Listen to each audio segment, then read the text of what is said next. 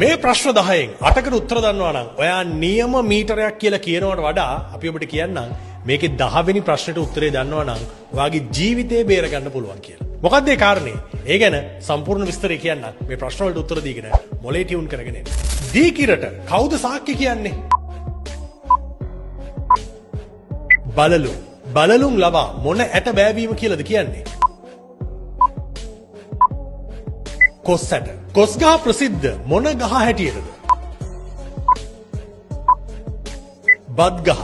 බත් රටටම දෙන්න පරාක්‍රම සමුද්‍රය හැදුව රජතුමා තමයි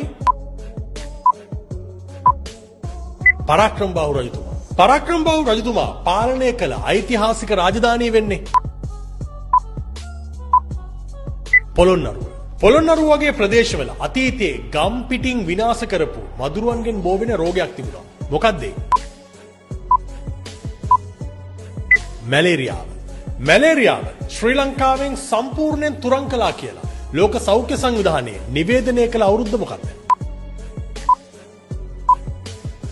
2016න් පස්සේ අද වෙනකම් ලංකාවේ වේගයෙන්ම පැතිරෙන මදුරු රෝගය වෙන්නේ ඩෙන්ගු. ඩෙන්ගු බෝ කරන මදුරුවගේ නම තමයි ඒඩිස් ඒජිප්ටයි.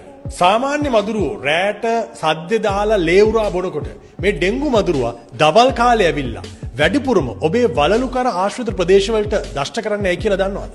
උත්තරේ දන්නවනම් දැම්ම කමෙන්ට් කරන්න. එහෙම නැත්නම් මේ තප්පර 3 ඉවසලා ඉන්න. අපි කියන්නම් සම්පූර්ණ විස්තරය. සාමාන්‍ය මදුරුවන් අපි රෑට නිදාගෙන ඉන්නකොට අපි ගාවට ඇවිල්ලා කෑ ගහලා ලේ බිව්වට මේ ඩෙන්ගු බෝ කරන ඒඩිස් ඒජිප්ටයි කියන්නේ දවල් කාලේ දඩේමේ යන බොහොම දක්ෂ මදුරුවෙක්, ඒ වගේම ඝාතකයෙක්. දවල් කාලේ අපි අවදියෙන් ඉන්න නිසා උන් වැඩිපුරම දෂ්ට කරන්නේ අපේ ඇඟේ පහළම කොටසට, විශේෂයෙන් වලලුකර ආශ්‍රිත ප්‍රදේශවලට කියලායි කියන්නේ. හැබැයි මේක මදුරුව අපිට නොපිනේ ඉන්න හිතාමතා කරන උපක්‍රමයක් නෙමෙයි. විද්‍යාත්මක පරීක්ෂණ වලට අනුව මේ මදුරුවන් අපේ යටිපතුල් වලින් නිකුත් වන ගන්ධයට සහ සමේ ඉන්න විශේෂ බැක්ටීරියා වලට දැඩිව ආකර්ෂණය වෙනවා. ඒ වගේම ඔවුන් ගොඩක් වෙලාවට පියාඹන්නේ බිමට ආසන්නව.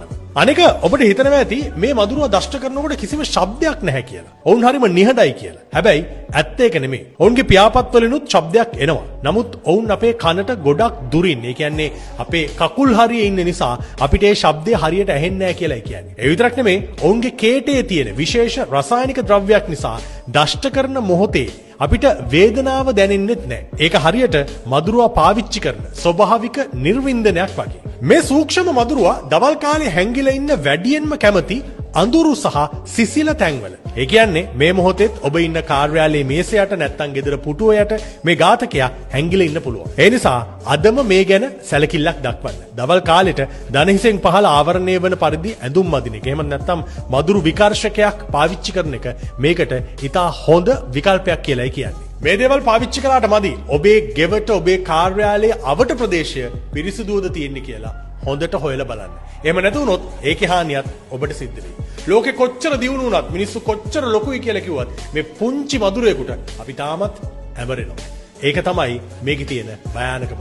ඩෙන්ගු මාරාන්තිකයි. ඒක වළක්ව ගන්න IQ පාවිච්චි කරන්න.